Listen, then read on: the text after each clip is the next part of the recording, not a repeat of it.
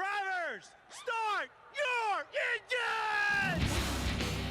This is MRN Motorsports Monday, presented by Outback Steakhouse. One full hour of news, interviews, and opinion about the past weekend's racing action. Brought to you by Hercules Tires. Pace car is on.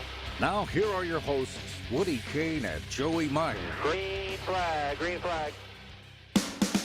There's a white uniform NASCAR Sprint Cup Series official standing directly in front, holding him a one-lap penalty for Matt Kenseth for not pitting under the green flag. This is agonizing for this race team. They told me that if we got in this situation, they would red flag it so that we'd have an opportunity to pit. That's not what they're doing. You're looking at me like I'm supposed to figure this out, aren't you? I'm looking down there going, what is going on? I mean, I really do, as we're broadcasting to you, NASCAR's trying to figure out who's leading this race because there's a bit of confusion out there. Usually when we have a full moon at this event, weird things happen. Trouble, one car gets turned, a couple of cars on the front straightaway. Tony Stewart, Casey Kane, and Matt Kenseth. I still don't understand. I've never been this confused in a race car in my entire life, so I hope everybody watching understands because I have no idea what happened ever since the first car pitted until right now. We couldn't even get clarification after the pit stops of where we were even supposed to be, and then we restart and find out we're a lap down, and it's like, how does that happen? How did that happen? So it's the dumbest damn thing I've ever been a part of. Land of confusion at Charlotte Motor Speedway on Saturday night. I'm Woody Kane, joined as always by Joey Meyer, two-spotter on Twitter. And Joey, everybody seems to be going, what just happened? Yeah, welcome to our first brand new edition of Track Talk Tuesday here on Monday. MRN. Wait, It's Monday. oh, Motorsports It's Monday, yeah. Not Track Talk Tuesday. No, not yet. Oh, I was confused. I'm sorry. Oh, boy, here we go. So here's the thing that I keep wondering about. We'll talk a lot more about this in On Track, Off Track later on in the program, but it seems like a lot of folks had a lot of issues after the race was run. Yeah, and the rules have been out for, 3-4 weeks now, and we didn't hear a lot of this beforehand. Yeah, it's interesting to hear a driver say that he was confused when the first car pitted. You guys had strategy. I'm curious to hear what Aric, Almirola, and Greg Biffle, who makes the All-Star race after winning the showdown, has to say on how much conversation actually goes in preparing for the strategy of the race. Everybody knew the rules. Mm-hmm. It wasn't the format that caused the confusion. It was definitely the application of the scenarios that we heard. Matt and his crew chief had a specific strategy at the end of that race. It didn't allow itself to be played out. Or even in the beginning of that race. In the beginning of the race. Yeah. They knew when they were going to pit. They had a game plan. They didn't just roll the dice at lap 40 when everybody else was pitting and go, hey, we're going to pit here. I No, didn't see any Yahtzee it cups didn't out work there. that way. Yeah. So that's the only thing. But he wasn't the only one. About a half dozen guys tried to play that same strategy. Absolutely. We talked about this, and we knew strategies weeks in advance. Now, the one thing that we're going to talk later on, the on-track, off-track portion of it, is how we applied the rules and the ability of NASCAR because it is the All-Star race. I'm not saying we need to stretch the rules, but we could have allowed a rule change or application like we did years ago when the field went down into turn one on a damp racetrack. I was there. And wadded them up. Now, what'd they do for that race? They pulled the backup cars out. Mm-hmm. What race do you get to do that? Correct. The All-Star race, from a gimmicky standpoint, circus, is just that. Whether you talk about football, basketball, hockey, baseball, racing, whatever time you talk about an All-Star event, it's a circus, it's an event, it's gimmicks, it's what it's about. And it's how we applied our rules from a normal race weekend to the All-Star event that got confused, and that's how we trapped these cars a lap down after the leader had pitted. So that's where the issue came about. It did cause confusion. I was on the roof, and I was confused as Brad. We knew we were either going to be second or third. We were in a good spot because Paul and those guys had sat and talked, and our strategy worked out. Alongside the other drivers. Everybody was confused at that moment. It's unfortunate that we didn't get to pull the plug and reel everybody back in and get everybody back on the lead lap, and which would have made the racing even that much better. The bottom line is, today I sent a little poll out on Twitter, two-spotter. If we want to argue about the format and how we applied the rules and all that, okay. But the racing? The racing was fantastic. Yes, it certainly was. Oh. I mean, how can you argue with a guy who races so hard with it that he puts his car in the wall trying to win the thing? And that's what happened to Kyle Larson. Yeah, even before that happened, you had Chase Elliott and Kyle Larson, who evidently after Dover said, I'm not losing another race. I'm going to win this race, and I don't care if I have to beat and bang. But the racing And the ability of these cars with the new downforce package and the less skew for these guys to get around each other and pass and not be blocked in this bubble of air that we've seen. Oh, my. I look forward to it. Now, we may not see the greatest racing for 600 miles coming Sunday because these guys have to catch their breath once in a while. But when it gets down to it, and we start looking at that last 100 miles of the Coke 600, I'm looking forward to it with this new configuration. Should be really cool indeed. We got a big show for you on Motorsports Monday today, folks. It's gigantic. Aric Almirola is going to be along. He's going to tell us about that new documentary you may have heard of, Building 43, as well as some racing and how he's going to honor a special fallen member of the Air Force coming up this weekend in the Coca-Cola 600. Greg Biffle will be along a little bit later on. He raced in the All-Star event. He will tell us about how he got there and what he thought of all the rules and the confusion that Joey just mentioned and everything going on, and about the Greg Biffle Foundation pet calendar. That comes out here in a little bit, and you can get involved as a fan. Are you in it? Are you in the pet calendar? I might be. It's for pets only. Wow. Really? Dogs and cats. Really? And Maybe gerbils. you should start coming in on Tuesdays, and I'll stay on Mondays if you're going to be that way. That's rude. Track Talk Tuesday, There you live go. here, Yeah, every right Monday. here. And don't forget, Outback Steakhouse. Now, I tweeted some pictures last week. We got to do a little R&D with the Outback folks. Yeah, I missed my invitation. Yeah, well, I almost did too. And the cool thing that they're doing now is, you go to some places and get a sirloin steak, and it's not the best cut of meat compared to a filet or compared to a T-bone or what have you, but they have gone now to all center-cut sirloin, so it is tender as can be. No tendons. It is fantastic. Just meat, just thick meat. And it awesome. melts in your mouth. They gave it to us in a variety of different ways with some of the different toppings they have on it. I bet it all tasted kinds really of cool good. stuff. It was excellent. Yeah, I wouldn't have known. My wife goes, "Well, did you bring your dog some home?" And I said, "No, I ate it. What are you talking about? He I'm didn't not bring bringing it us- home and giving that to the dog." He didn't bring us co-host any, let alone his dog. Well, that was days ago. I couldn't save it this long and give it to you. Come on, Joey. Okay. I don't carry a refrigerator around with me. Okie dokie. Well, you know what? You take me flying on your airplane, and then I'll bring you some. How about that? Deal? No, I didn't think so. How is that a deal? I didn't think so. See? It's not even my airplane. Yeah, see? I didn't think so. All right. Anyway, Outback Steakhouse. Don't forget, though, that since Kevin Harvick had an 11th place finish in the All-Star race, no free bloomin' onion this week. Hopefully he'll be able to get one back at the Coca-Cola 600, and you can get that free bloomin' onion. Outback Steakhouse, done right. Try the menu, the Joey menu. I got my own menu. We got our own sponsor for Track Talk Tuesday. There we go. All right. A lot to come on Motorsports Monday, but you mentioned earlier about the rules situation. NASCAR's Senior Vice President of Competition, Scott Miller, came out and addressed the media after the race. Here's what he had to say. Well, I thought, from watching all of the battles that ensued on the racetrack, it's just very unfortunate that we had this controversial situation because it was one of the best races we've had in a long time.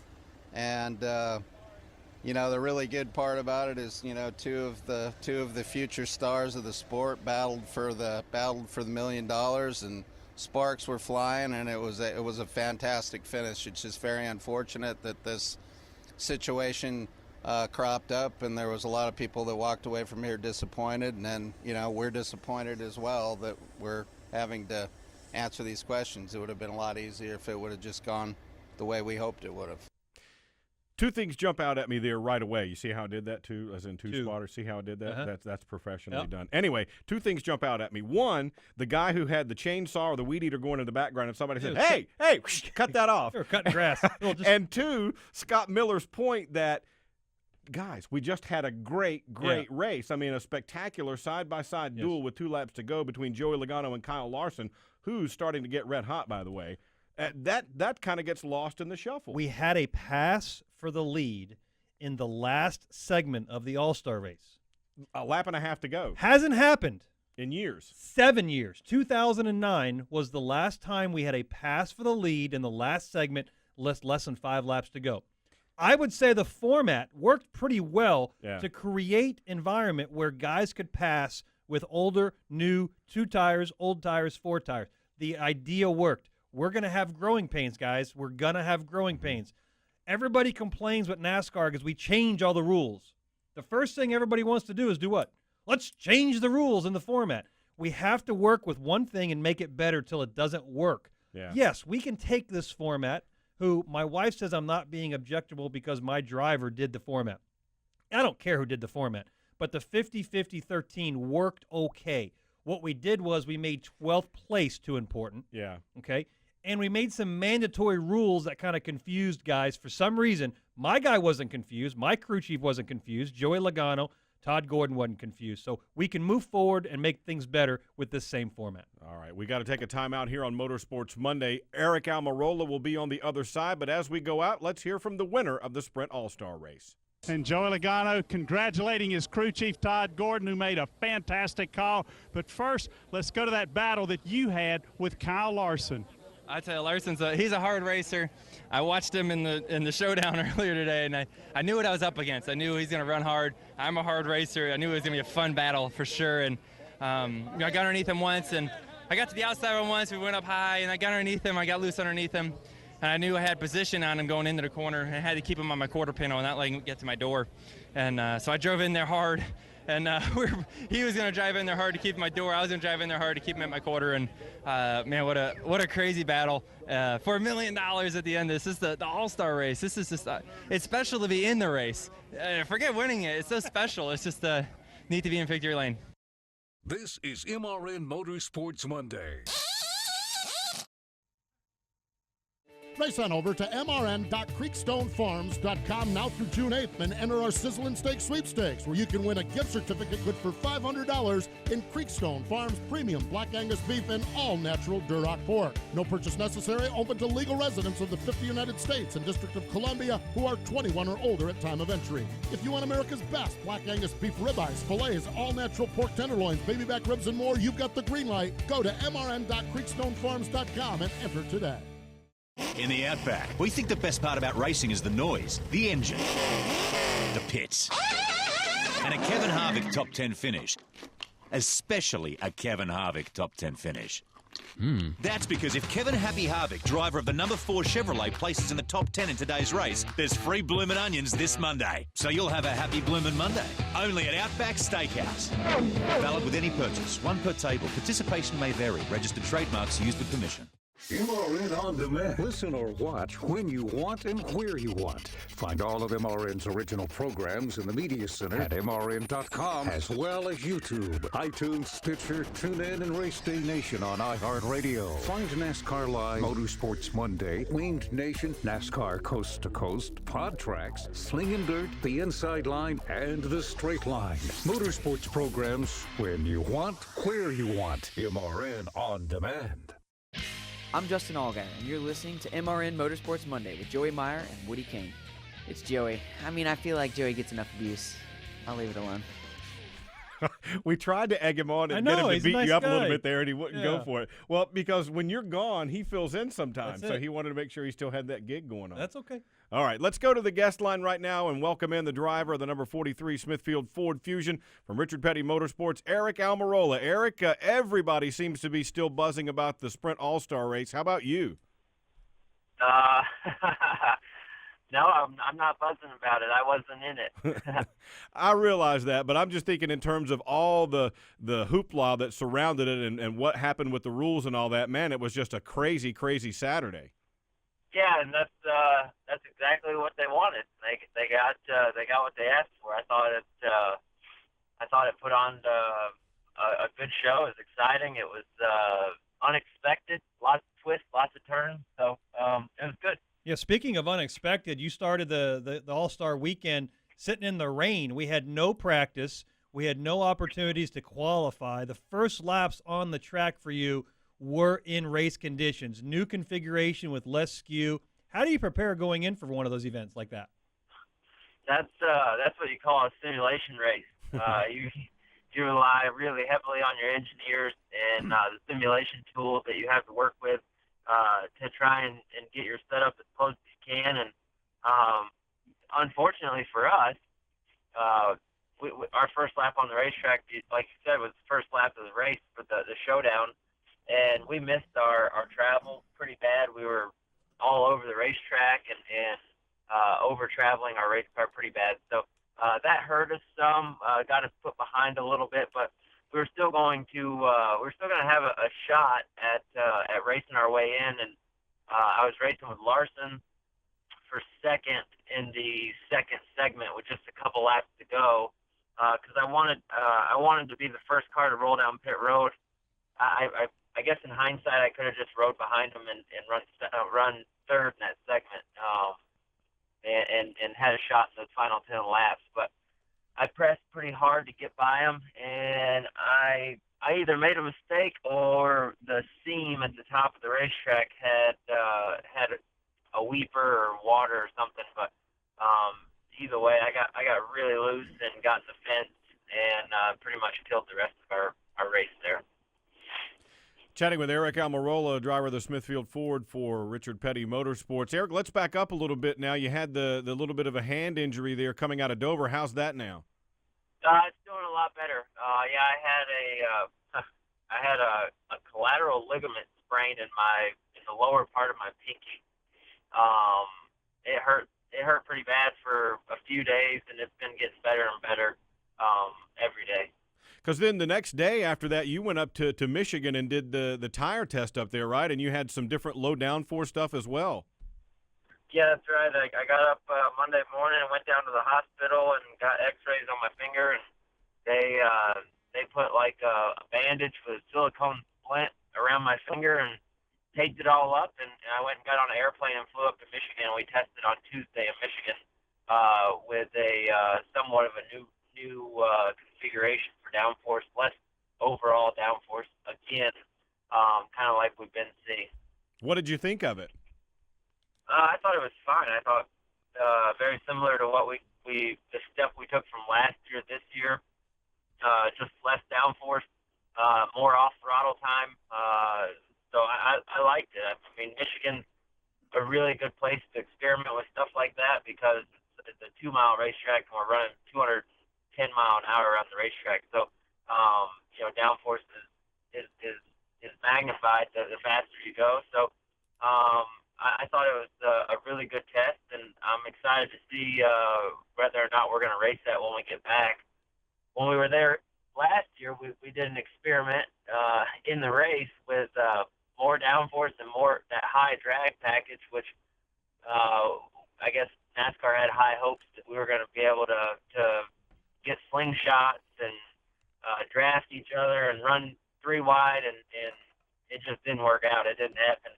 The cars create too big of a hole in the air, and it just made it really hard for the car behind to have the downforce it needed. So by making a more streamlined car with less downforce, I think it's going to allow the cars to race around each other a lot better, in my opinion. Yeah, Aric, one of the things you've had the ability to do is to race the old package in 2016, race the new package, and even race the new configuration for the All-Star race. Explain to our listeners why it's easier to race or a better race with a car that actually handles worse.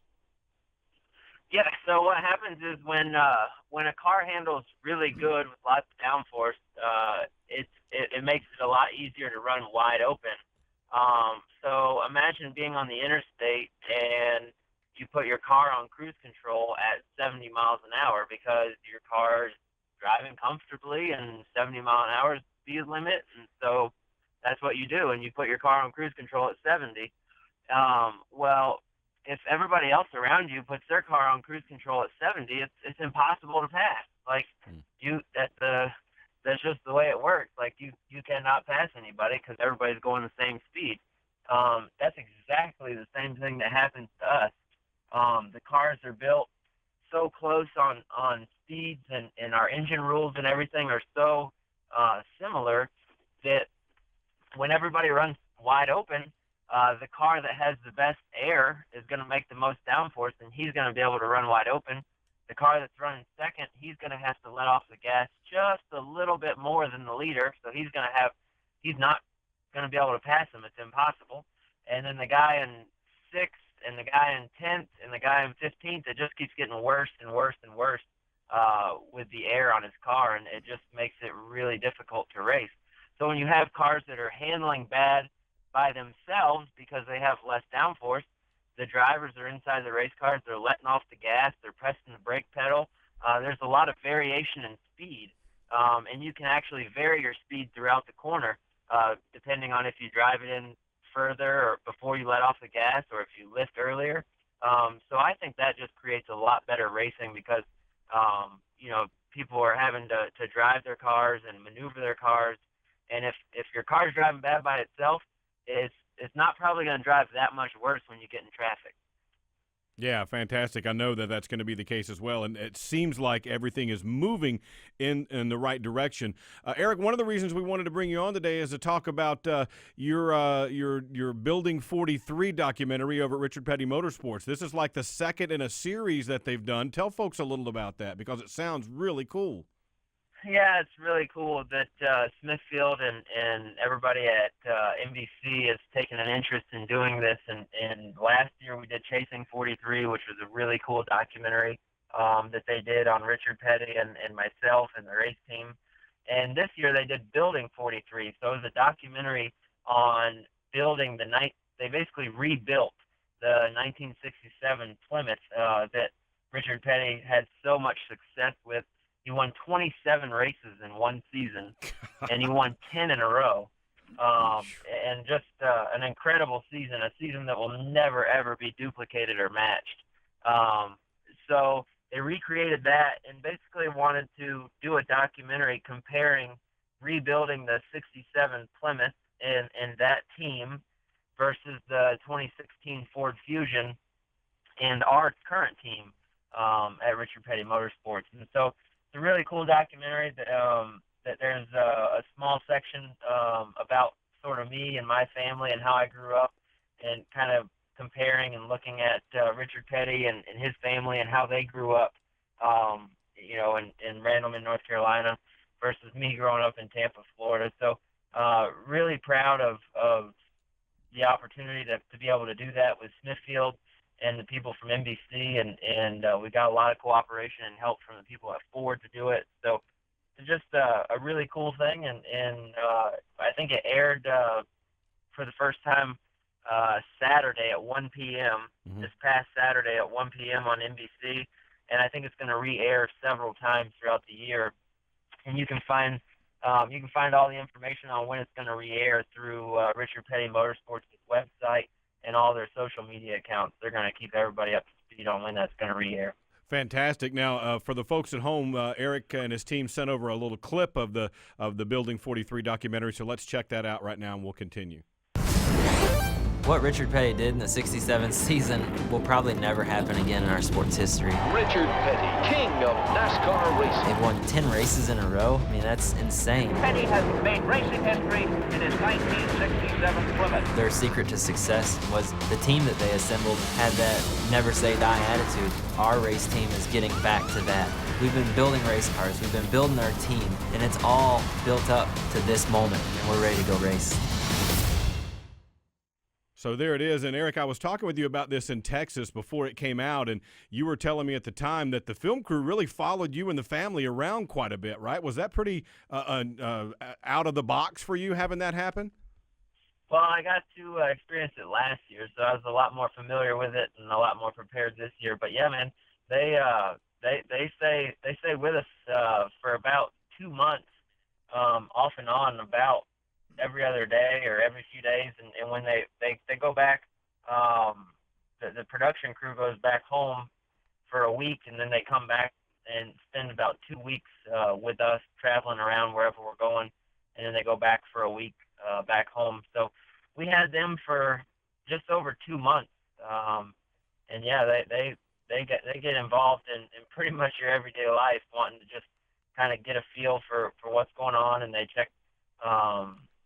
They want to be able to film as much as they can, because the more stuff that they have on film, obviously it gives them more opportunity to edit stuff and have more options to make the final cut for that hour-long documentary. And that's the craziest thing, is that they probably spent, I don't know, well over 100, if not a couple hundred hours with us over the course of 2 to 3 months, and when it all gets compiled and cut and edited, they only use there's probably only 15 or 20 minutes of the hour-long documentary that's actually about what they filmed around me and my family and stuff like that. So it's amazing that they put that much work and effort and to following me around and being around my family and trying to get as much information as they can to then narrow it down to these short little clips. But they do a fantastic job. I've been really impressed with both documentaries that they've done so far. Really cool stuff. Hey, Aric, looking ahead for us a little bit, and by the way, folks, you can find out more at richardpettymotorsports.com in terms of when the re-airs of the program will be, and their social media accounts as well. You can find out there when it'll re-air. But I saw a release come out where you guys are going to be honoring on the 43 a fallen member of the U.S. Air Force in the Coca-Cola 600, right? Yes, we are. He Staff Sergeant Forrest Sibley. He gave his life fighting for our freedom last summer, and so honored and privileged really to have the opportunity to fly his name on our race car and really try and get him to victory lane for the 600 miles of remembrance. What a great opportunity for us to be able to show our appreciation for what Staff Sergeant Sibley has done and sacrificed for me and you and everybody out there to live in a free country.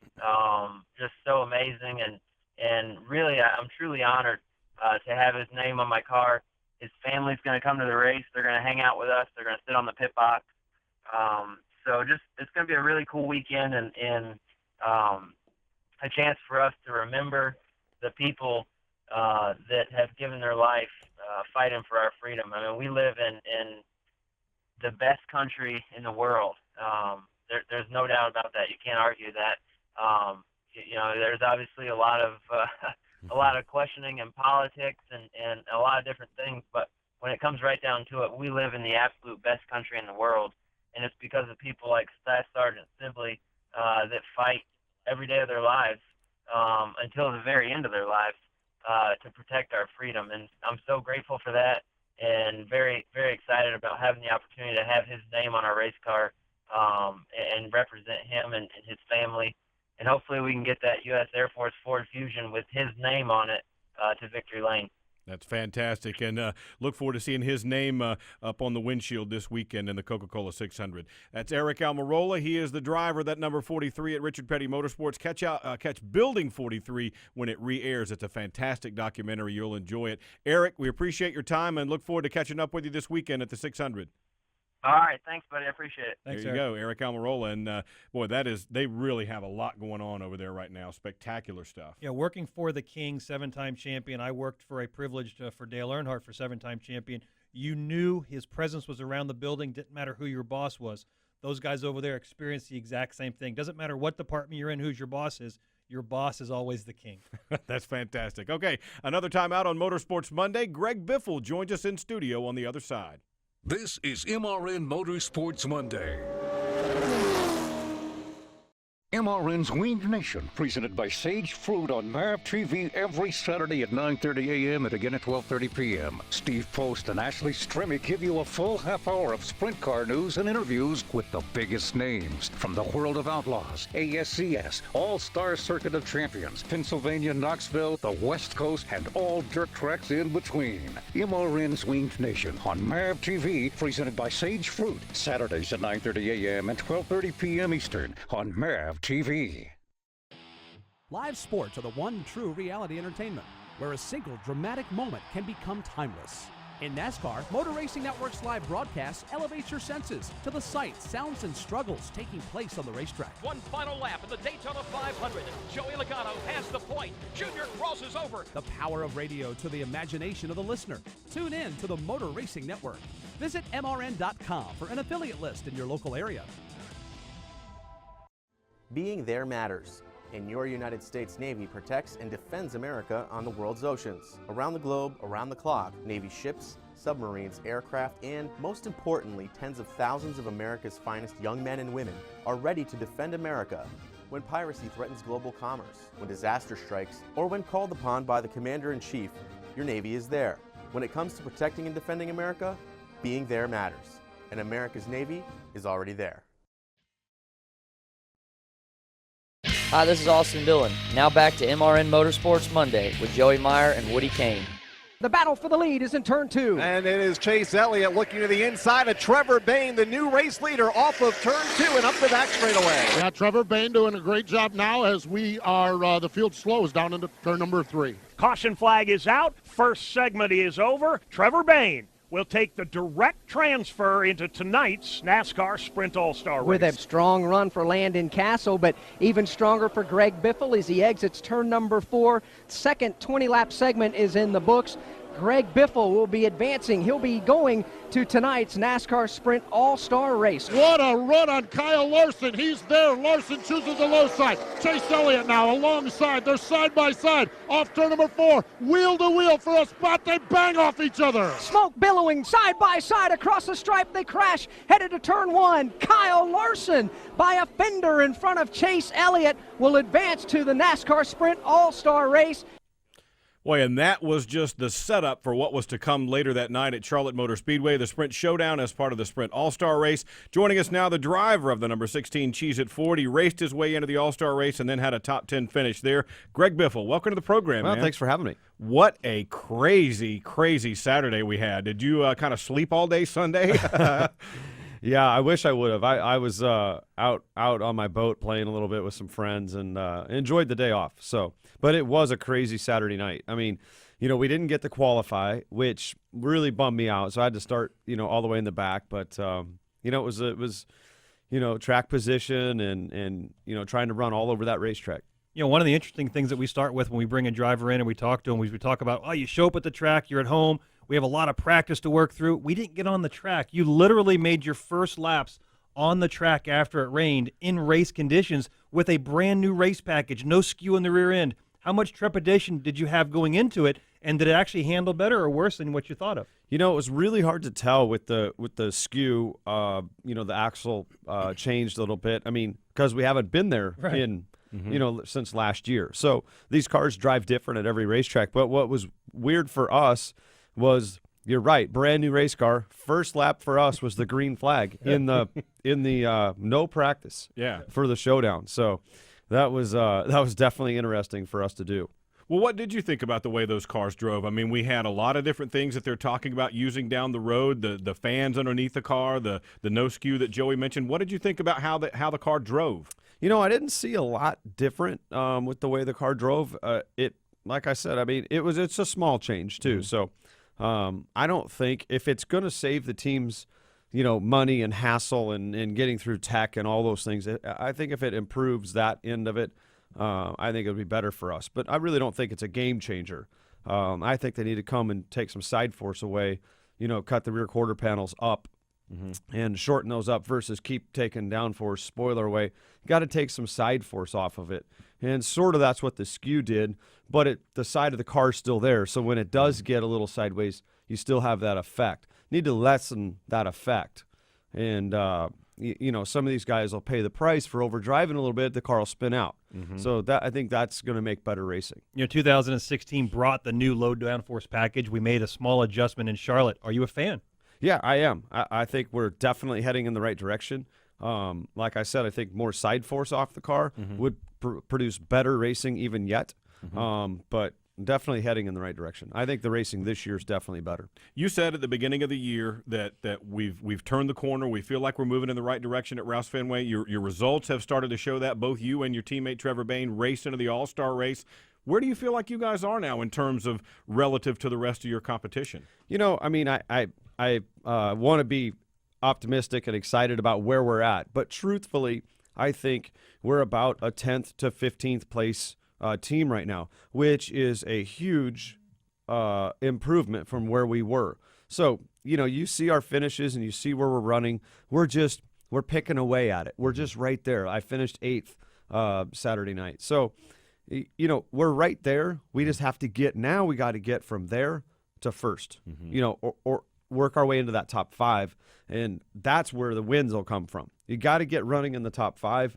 Then you got a chance to win. And we still got some work to do, but we've come a long ways. With the segments and being so short at the All-Star race, you really don't take a lot away from that for our longest race of the year. Is that correct?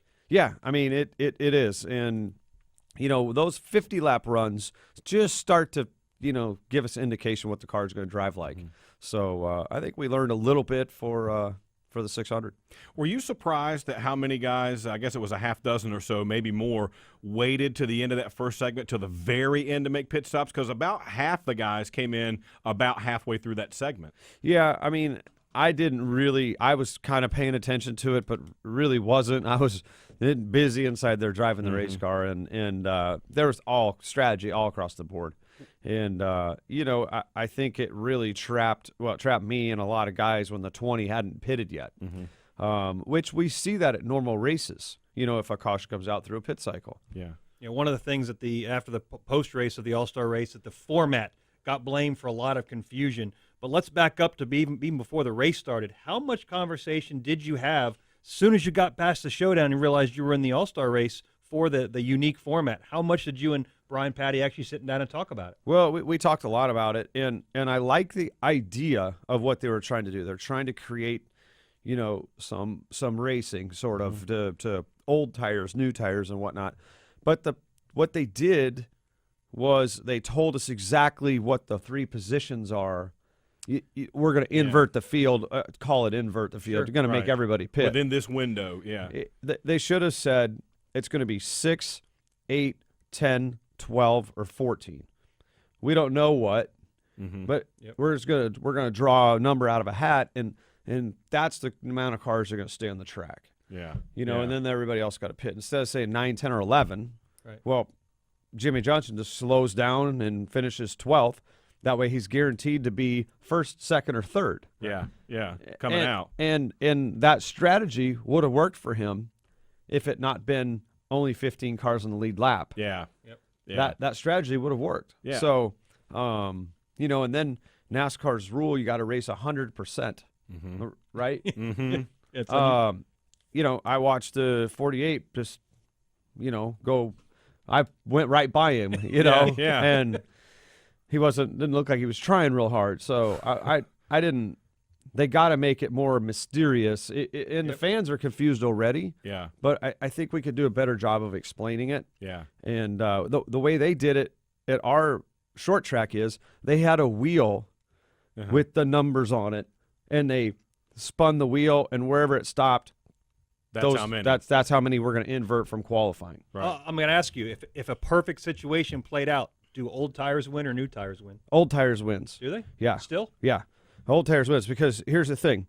So you're starting 11 spots back, which is not that many rows. But when we go down into turn 1, we're going to be 3 wide. Yep. Okay? The old tires are going to be 3 wide. Yep. The new tires don't have anywhere to go. Yeah. But you need more than just 3 doing that. There's So if there would have been a 10 cars racing, well, first of all, the leader's going to get out and take off. Okay? Then everybody else is going to be battling for position.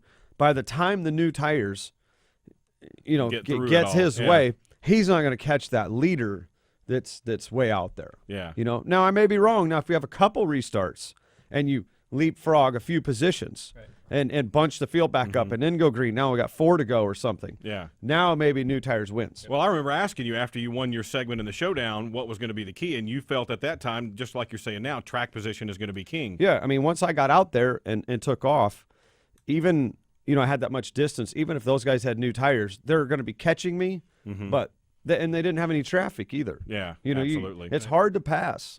It's really hard to pass, and so you only have 13 laps to get by, potentially 10 cars. Yeah. After all this happened, NASCAR's Vice President for Competition, Scott Miller, spoke. Here's what he had to say. Wanted to get Greg's reaction to this.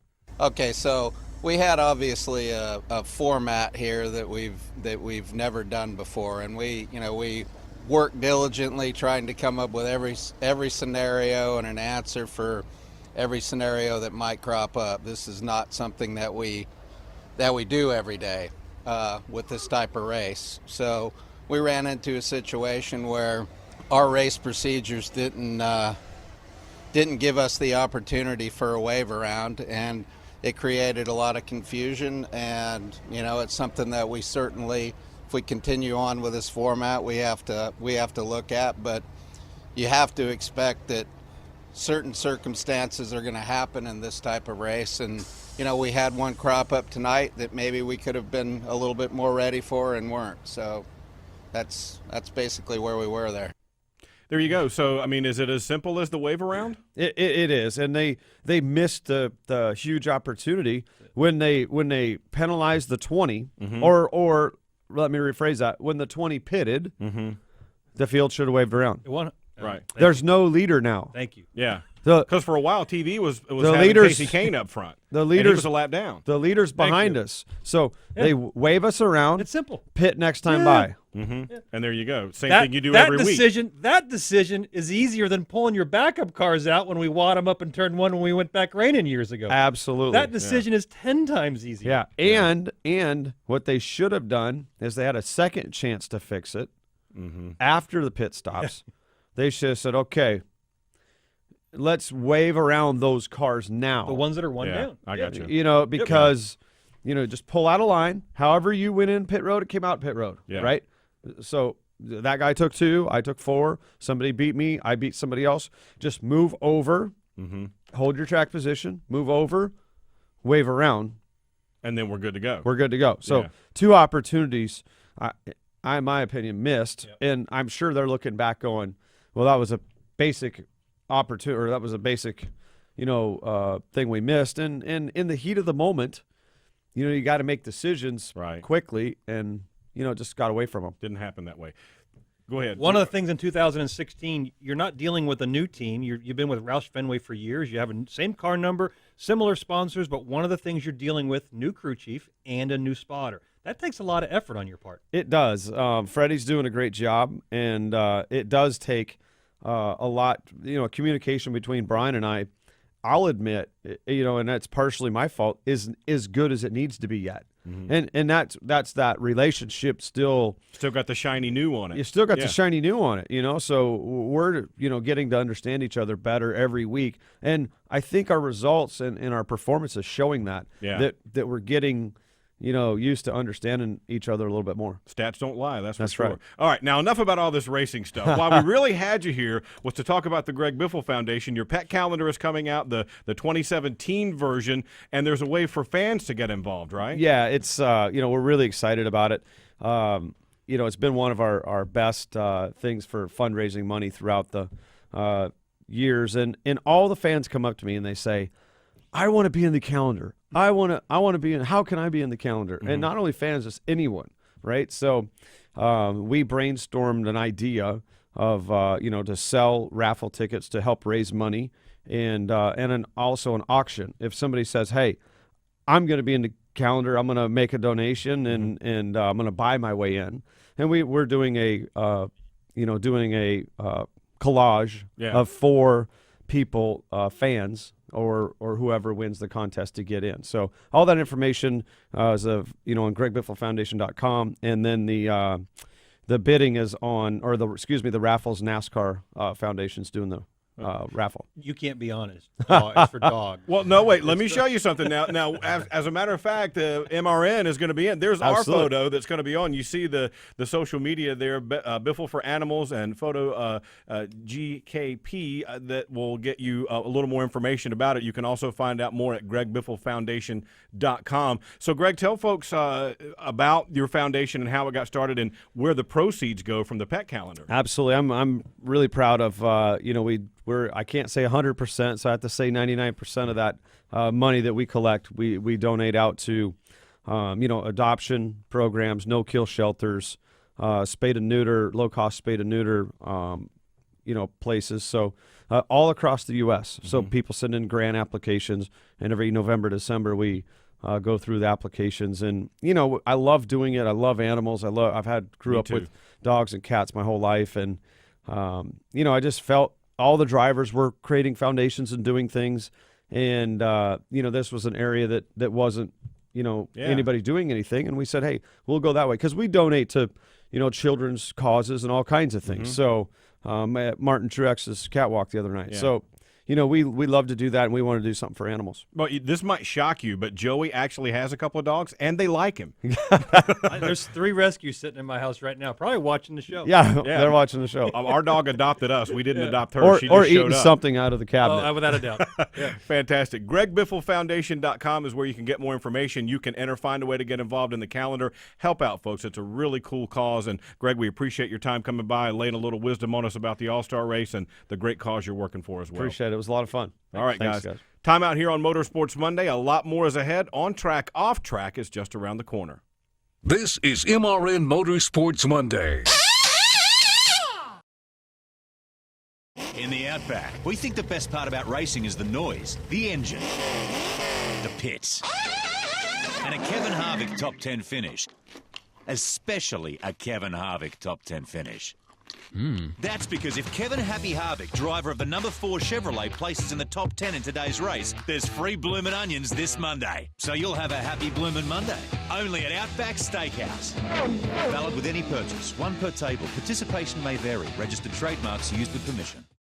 Whatever you drive, wherever you go, Hercules Tires will get you there, whether you're running on dirt or running a job. Our dependable, high-quality tires are the perfect fit for your needs. For unmatched value, selection, and warranty with industry-leading road hazard protection, there's only one choice: Hercules Tires. To learn more, visit HerculesTire.com or call 800-677-9535. Hercules Tires, ride on our strength. Looking for winged sprint car coverage? MRN has you covered with Winged Nation. Tuesdays at noon Eastern, it's Winged Nation presented by Hercules Tire on MRN.com. Thursdays, check out the Winged Nation Weekend Preview podcast presented by Hefner Racing Products. Then on Saturdays at 9:30 a.m. and 12:30 p.m. Eastern, watch Winged Nation presented by Sage Fruit on BAV TV. MRN's Winged Nation, your source for all things winged sprint cars. I'm Trevor Bain, and you're listening to MRN Motorsports Monday with Joey Meyer and Woody Kane. There you go. Trevor Bain giving us the welcome back, and that team as well has turned it around here in the past several weeks. Yeah, he's been driving really, really good. Those guys both over at roush-fenway Racing. We heard from Greg a little bit ago. Everything's on the uphill swing for those guys. Still some work to be done, as there always is. Speaking of work to be done, here's the segment of the show where every week Joey and I tell you some things we believe are going well and some that aren't going so well. It's on track, off track. So after the weekend that was at Charlotte Motor Speedway Sprint All-Star Race, what jumped out at you for on track? Since 2009 at the All-Star Race, we haven't had a good race for the lead to win $1 million. A guy gets out front, he runs away, wins $1 million. It's great for those guys, but for the competitors and the fans, it's a pretty boring show. This year, NASCAR was thinking outside the box, and they actually utilized the driver council and allowed those guys to get together and said, what do you want to see? And we saw some outside of the box thinking with the ability to invert the field, make mandatory pit stops, and so forth. I like the fact that NASCAR is simply looking outside of their comfort zone to create an environment for better competition. And I think this week we just saw the tip of it being formed.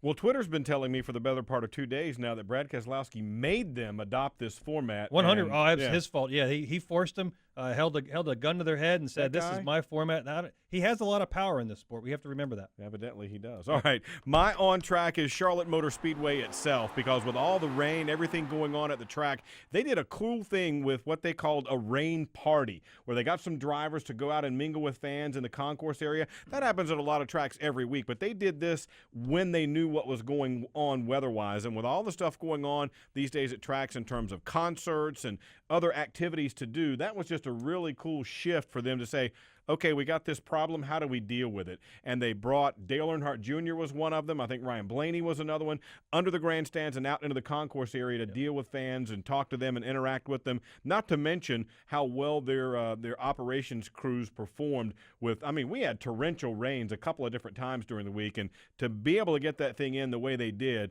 kudos to them all the way around for what the track pulled off. Yeah, 100%. I believe, Ryan, like I said, Ryan Blaney, Dale Jr., Joey Logano was there, Brad was out. They were all mingling amongst, which is a different opportunity that the fans would normally not have. Charlotte Motor Speedway, Steve O'Donnell was telling us today that he foresees in the very near future that track keeping the All-Star race around for a while longer, which is nice. We enjoy that race. We've seen the ability for it to put on race. We've lived through the levigations. Yeah, there's a blast from the past. Levigation. Yeah. Wait. Word of the day. Word Your word of the day. There you go. That's it, Levigation. Joey brought it back. So we've lived through that. We now have a good package of putting on good races for years to come. Yeah, absolutely. A lot of talk about folks who are thinking of trying to move the race, the All-Star race, to another track, and who knows what may happen down the road with that right now. But since you get 2 weeks off every year when they come to Charlotte, I guess you're a fan of that, right? That's exactly right. And the ability to enjoy those 2 weeks at home, even after the rain delay, is much appreciated. So, yeah, fantastic. Okay, now let's shift gears to off-track. What didn't go so well as far as you're concerned? I'm going to throw it to you and let you do an off-track because I have a surprise. Oh, you do? Uh-huh. Okay, all right. Off-track for me is the blame game that we've seen going on, where folks are saying, well, we used to finish 47 wide at the stripe every week, and now we don't do that every week, so something's horribly, horribly wrong, and they're ruining everything, and until they get back to that, I'm just going to pout. That's not the case. They're working as hard as they can, more than ever, and you've heard driver after driver, Joey, on this show and others say we have better communication with the sport, with NASCAR, than we ever have had in the past. More input. They're listening to us more and more and more. That's why we get things like input from the driver council helps out with things like the lug nut rule when guys started to talk about that as a safety issue. Formats for the All-Star race. Lower downforce. All that is coming from situations where they're listening to and reacting more to the stakeholders in the sport more than they ever have before. We were trying to figure earlier, have we had 2 or 3 photo finishes so far this year in some of the best racing ever? Well, we definitely had 2 Cup races, and when we saw the showdown race side by side with Chase and Kyle Larson. So definitely we had 3 finishes that were within a headlight of each other. The guy who put the extra decal on ended up winning those races. So the racing has gotten a lot better for 2016. And sometimes, as fans, we get used to complaining about we hate when NASCAR changes. We got to change something to keep from changing everything. And you can't have it both ways, guys. We end up taking a format at the All-Star race that we ran a very long time, and it got kind of boring. The All-Star race in Charlotte is a circus. It's an event. It's just like every other sport and their All-Star events that they have. It's a different event, and they put on a different format this week, and it shows it needs a little tweaking here or there. We need a better rules application and procedure changes from NASCAR, but from the overall side of things, they did a very good job. We have to quit complaining about change. Change. We don't need to change for the sake of changing. You see it everywhere. I guess my point of it is there's no one thing, there's no one magic pill, no switch you can flip that's going to solve all the problems and make everything back to the glory days, which we continue to look at through rose-colored glasses. It's a lot of smaller things along the way, and it takes time to get to where we want to be. Let's don't forget the economy crashed back in 2008 or so, and we're still recovering from that. Off track for you. Well, I actually agree with yours. What? First of all, yep. What? I actually agree with yours, yep. But my off track's going to go with the actual format and the inability for NASCAR to realize that they can call whatever rule changes they want. They talk about not having a wave-around rule for the All-Star race. They can throw caution to the wind and say, we made it. We made the rules. They need to remember they are the governing body of this All-Star race. And it's essentially anything goes to create an environment for better competition. Unfortunately, we saw, because of the format and the uniqueness of it, we saw several cars, 8 or 10 cars, get a lap down, and they were trapped because of the inability to have a procedure in place.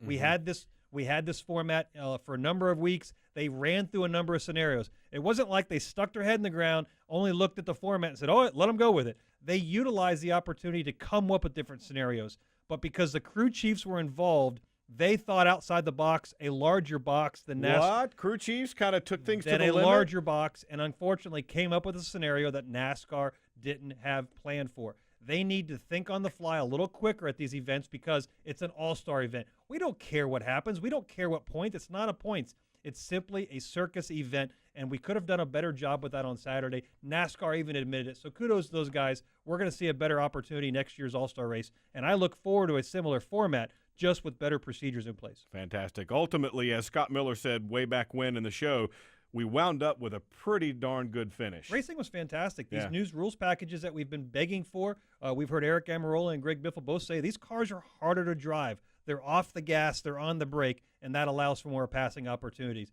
Racing is up, passes are up. The ability for a car in second or third to get by the leader is up, something we haven't seen in a number of years. All right, let's take one more time out here on Motorsports Monday. But as we go, the guy who has really started to move in the right direction over the past 3-4 weeks or so, Kyle Larson. First off, thanks to my team for repairing our car after the showdown, after we had quite a bit of damage. Our car was really good from the start. I was able to go from 18th, I think, to 9th or 10th there pretty quickly, and we just kept working on it, getting further forward and better, and just started getting looser as the race went.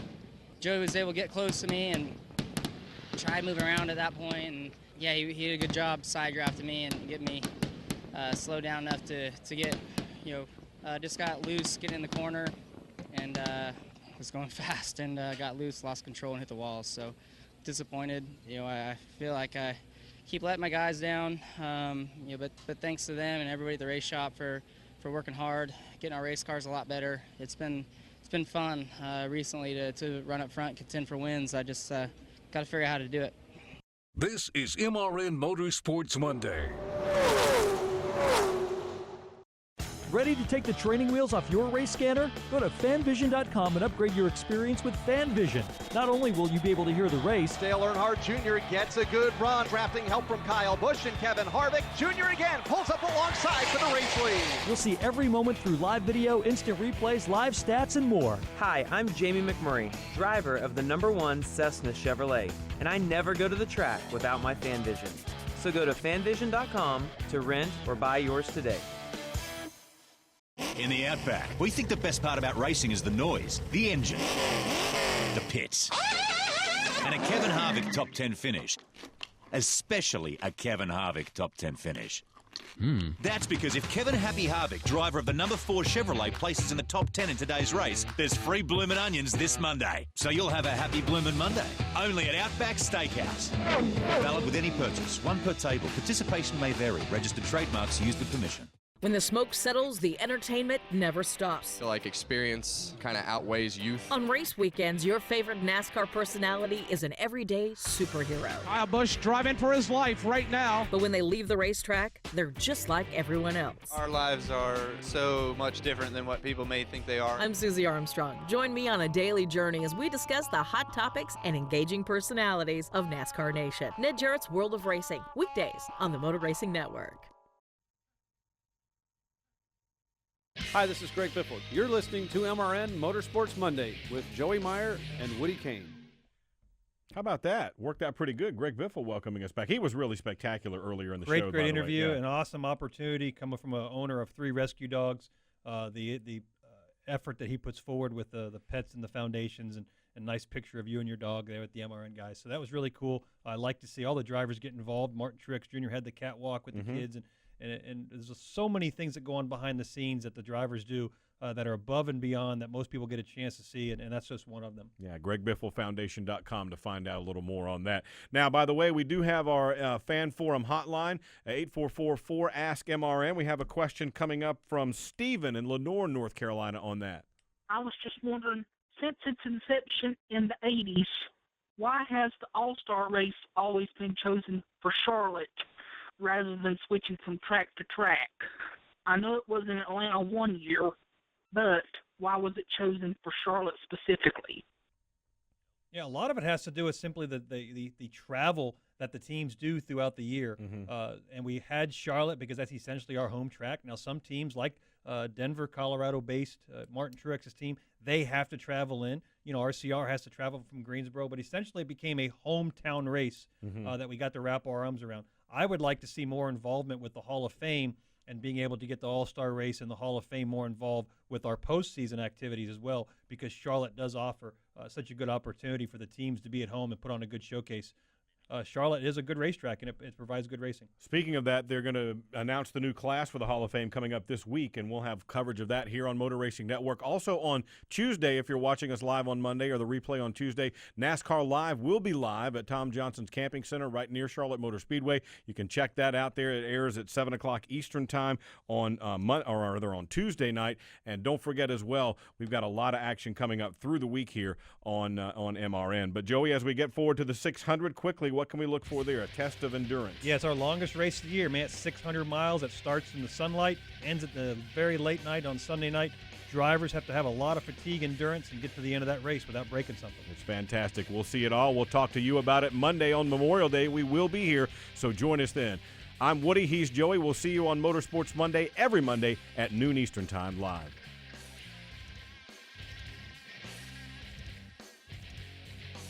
You've been listening to MRN Motorsports Monday, presented by Outback Steakhouse.